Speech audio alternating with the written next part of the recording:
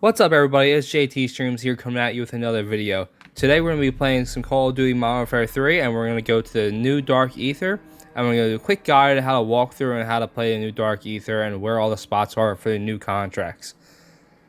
I will have in the description some previous videos of how to actually unlock the new Dark Aether and what the process looks like, and then what act mission you actually have to complete is another video that I've also created on. So if you need help with them too, because you have to complete them before you can actually go to the Dark Aether for the schematics or just for the loot, because the schematics are for the Elder and the regular loot is done through the regular Dark Aether.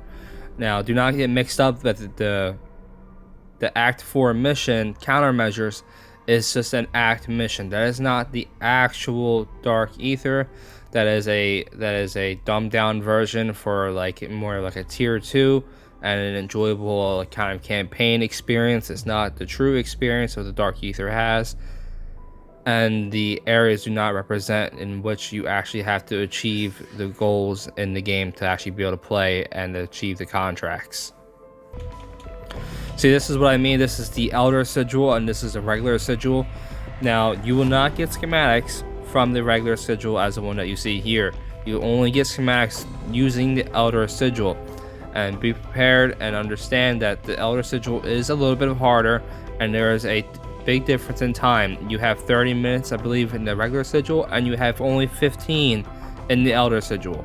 Now, I think the only actual difference between in gameplay is I believe that the Elder sigil is nothing but spawning in more super sprinter zombies and mega abominations.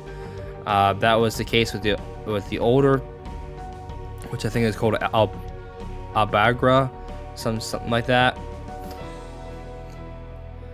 So we're not going to do that one. We're just going to go through so everyone can get a nice view of what the actual Dark Aether looks like and where the schematics are. I'm going to put again in the description of my previous two videos, and I'm going to put in the description of a web link for an actively live map that shows you everything and every map in Call of Duty Modern Warfare 3 Zombies, where everything is in every map. Now you can filter through this map to make the map more digestible and very easy to use. I highly recommend, if you're new to zombies or if you're new to the Dark Aethers, it is quite just a very fast-paced experience. It's very difficult for most players to run through these Dark Aethers and be able to play and be successful and not die. I highly recommend the biggest thing you can secure before you go into there. I would not recommend doing it yourself. If you do it yourself, you might only get done 2 out of the 3 contracts, just for the sake of time, and then the sake of inventory that you'll have. Sometimes you'll keep going down and you just can't sacrifice to use that last self-revive to get you through a contract. I would not recommend that. Alright, so this is our loadout today. Today we're going to be running with the Ram 7. I've been using that. I just actually got it to its max level now, so I might revert back to using the Ram 9, but I do like using the assault rifles right now because of the flamethrower, which is called the Purifier, and I think it's called the Jack the Ripper or something along them lines for the chainsaw attachment. Now, this is my Ram 9 setup. I don't believe it's the best or anything like that, but it works very well for me. I have the smaller barrel on there. I have the Jack Purifier. Like I said, it's extremely great to have. It kills mega abominations in an entire magazine of the flamethrower, and it kills any of the mini bosses significantly faster, like the Disciple, Mangler, and Mimics. It absolutely destroys them. Run the 60 mags so we have more ammo capacity, even though it does take a little bit longer to reload, but the 60 bullets is worth it and kind of need it. I'm also running SAB comp because it does also give me more ammo, and the more ammo the better. And I'm running this stock because my builds usually pertain to keeping the mobility and handling up on the weapon, and that's usually my primary concern. It's mobility, handling, and then damage and range. And that's really the only thing that I really look for in my builds, just so I can keep on the move as fast as possible, because movement is king to staying alive in any of these zombies modes that are hard.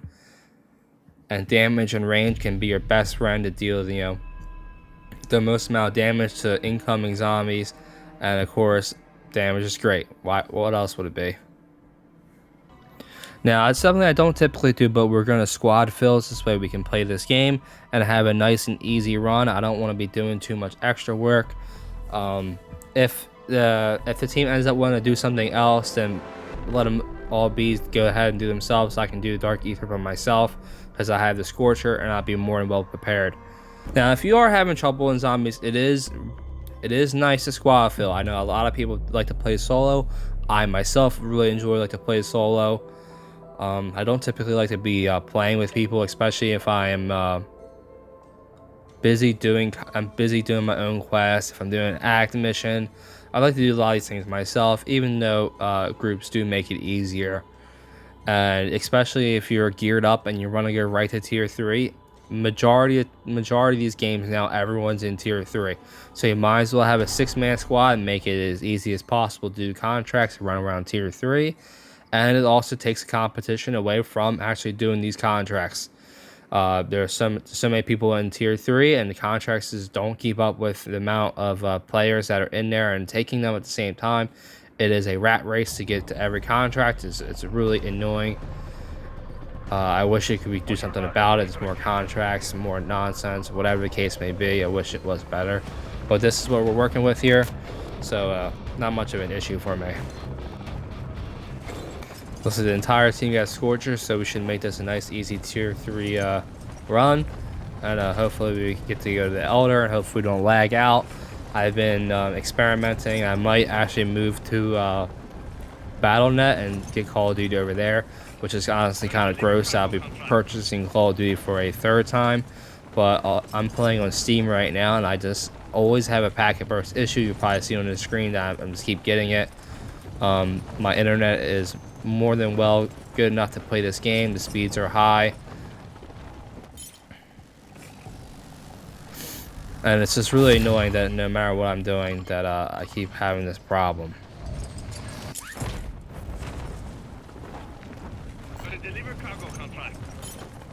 Trust me, I'm on it. We just delivering the cargo as fast as possible. The most important thing to have when you're doing the Dark Aethers is definitely you need to have Casimir grenades. Casimir grenades are the lifesavers of just about everything, and they are the quickest to deploy. I used to like the monkeys back in the older Call of Duties, but there's one significant issue with them. They always have been an issue. I think it's even more drastic in this one, is the pure amount of time it takes to throw the device. The Casimir grenades are just like throwing a flashbang. So I think they're just a tad bit slower than that. But the Casimir grenades are your best bang for buck. They take away all of the zombies, and it pulls it to them. Even if it doesn't kill them, it still has them distracted long enough to where you can accomplish any task. Now, pretty much the strategy to play in the Dark Aether is usually to throw Casimir grenades, throw a Casimir grenade, and complete one of the objectives. Now, throw Casimir grenades and activate the rockets, or throw Casimir grenades and then use the flamethrower, or buy use the time until your Juggernaut can come in and then defeat the bounty. Because I believe there's a bounty, there's Aether rockets, and then there's an Outlast. There's not an escort this time, which I think is very nice. The escorts are a little old, and they can be really time consuming, and they can really change the game of how difficult it can be. The new Dark Aether is not as hard as the older one was. I think it's a bit of a better board. I think it's a bit of a larger board, I think so. Shoot some zombies here, goddamn.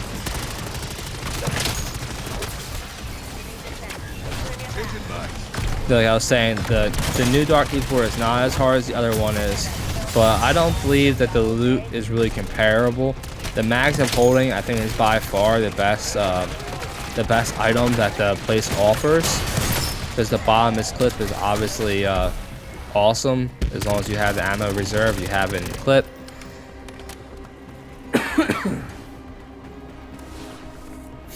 But I think it doesn't really compare to the Albagra or Dark Aether Rift. The Aether Blade is just a complete game changer. It's one of the best weapons to have. It keep you alive. You don't need to upgrade it. You can, you could probably run around tier 3 and complete contracts as long as they're support contracts and actually be successful.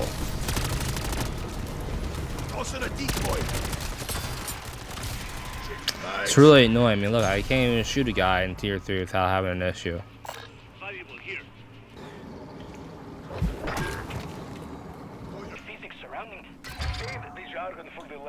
Council lost. To know is how to shut down this force. I got.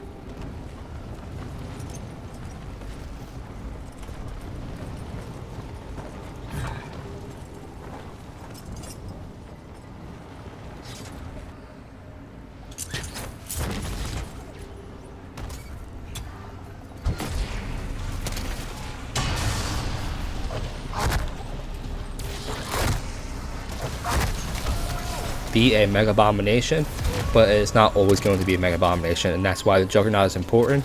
So when you start the bounty contract, you go to designate area like usual bounty contracts, and I would recommend throwing the juggernaut and then throwing the Casimir grenades, so to give you some breathing room from the chasing zombies coming there, and there's a lot of zombies that will spawn during the bounty contract. Now, you don't always have to have the juggernaut. The flamethrower, as of right now, March 27th, is that it's okay to have one zombie hit you, and then you'll be able to complete the ether extraction and then use a self-revive to bring you back up after you already hit, because typically you can activate the rocket and at the very last second, before you're able to pull up your gun, you can go down, and you can use a self-revive like that instead of a Casimir grenade. But the self-revives and the Casimir grenades are pretty hand-in-hand. They both cost $5,000, and they both are pretty easily and curable by doing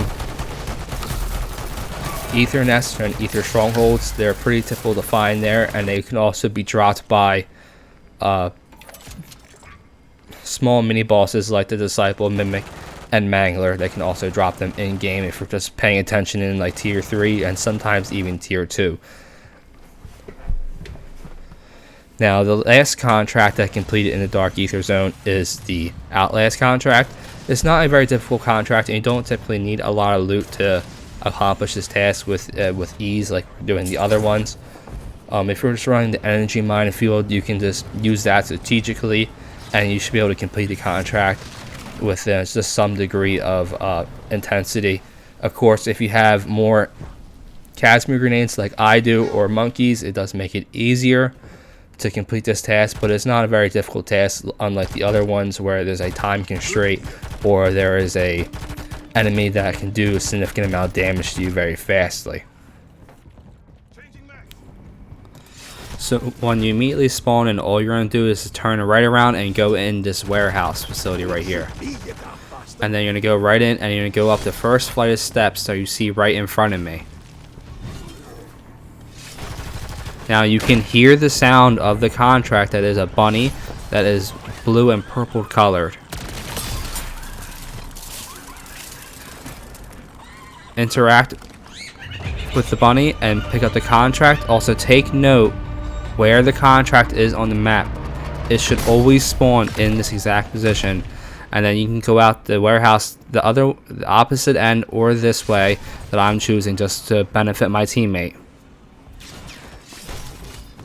And then just pop open the map a few times just to see exactly where the contract is going to spawn, and it should always spawn in the same spot as far as I understand. So I'm going to help my team out here, just carry him a little bit so we can get this done nice and easy. The flamethrower is exceptionally good right now. It absolutely melts everything, and that's exactly what I'm going to do for the contract, for the Mega Abomination. So I got into the fog. I immediately threw a Casimir to help out my teammate behind me with the swarm of zombies.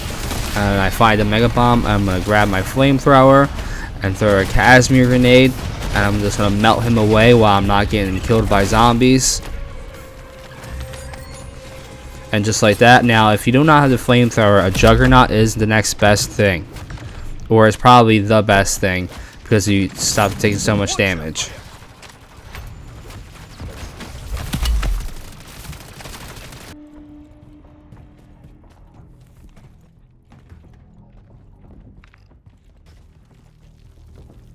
Move in here.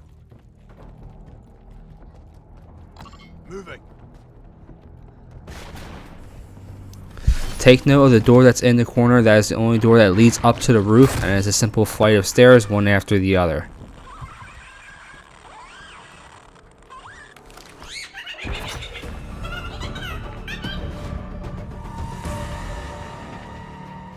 We'll jump off this corner, and then we're going to sail over to the Outlast contract that will spawn.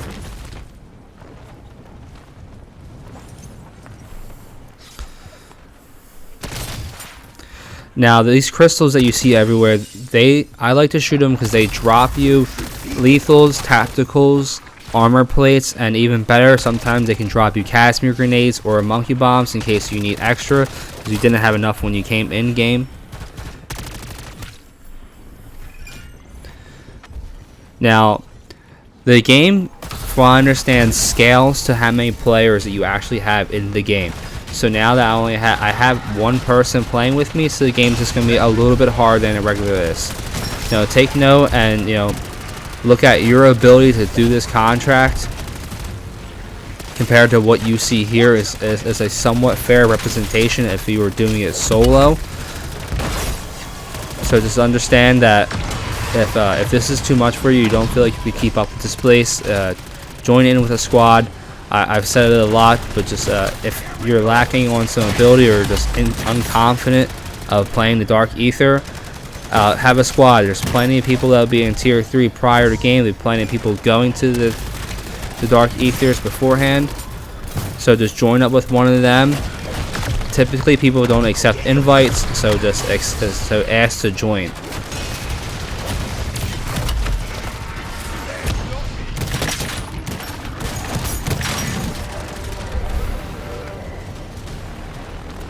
Keep them Casimirs equipped on your seconds of downtime that you have.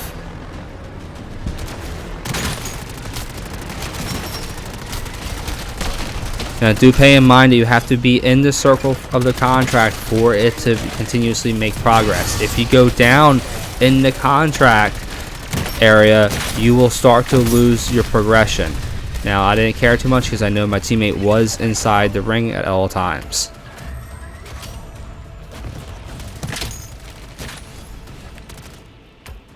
The next contract is on top of the tower.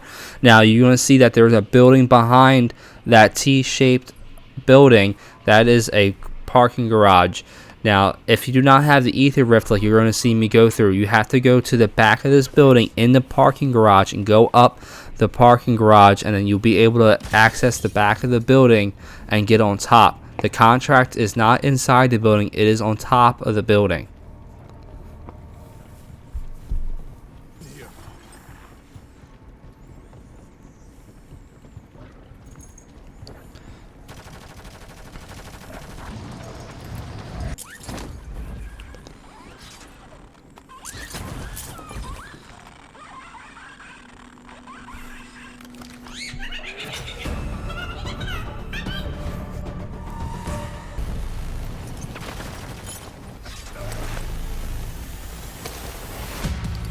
Now there's something you need to pay attention to if you're playing with multiple squads.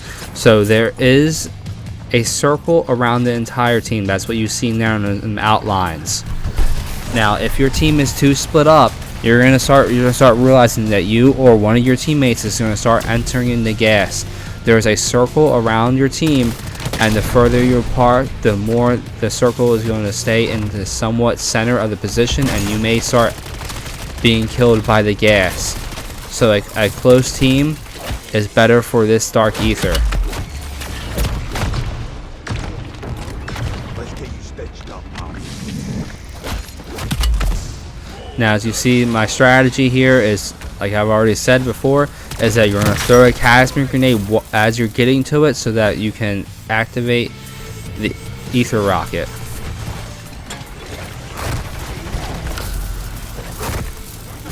So as you hear, you don't have to typically worry about just a single hellhound or zombie hitting you. You can typically survive this, and if you're running a lot of self-revives, as long as you can complete the loading sign on the Aether extractor, you will be able to get it. Even if you do go down, and then you just use your self-revive to bring you back up if you are out of Casimir grenades.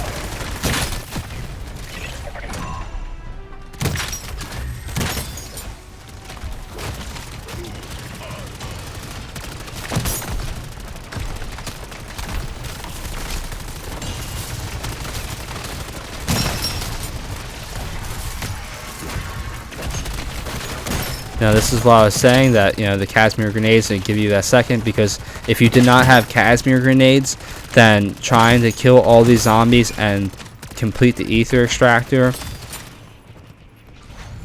you just don't have time to really do both.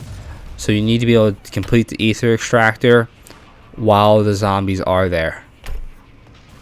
Now this is the location of the exit portal. There is a few on the map, but this is the typically one that I like to go through. It's a pretty straightforward shot. Most people do know about this location. I believe there is one exactly diagonal from my position onto the other side of the map. Now up here you can see that the portal is there. Now what I like to do is make sure that all my teammates get out there, and I'll typically, if I'm still built up enough to where I can always throw a Casimir grenade in case I'm about to go down, I like to let everyone go out of there first, or go out of there relatively around the same time. This way everyone has a good game and everyone got what they came here for. Now this is going to be the end of the game. That is the complete Dark Rift. Now I didn't talk about any of the looting in this area. I didn't talk about any safe areas. I'm not even sure if there really is safe areas in this one like there was before, but I haven't gotten too much into them. Now if you like this video, please like, comment, and subscribe. It really helps this channel. And just let me know your thoughts. Let me know if you need to see something more, and let me know if you want a very fast and condensed version of this video that really would help you be able to watch this video and play the game at the same time, as I've done in the past with other videos. I wanted this one a little bit long form so that you could watch the entire Dark Aether run, so that you can get a grasp at where to go and how to do it, where exactly everything is. I hope you enjoyed this video. Peace out.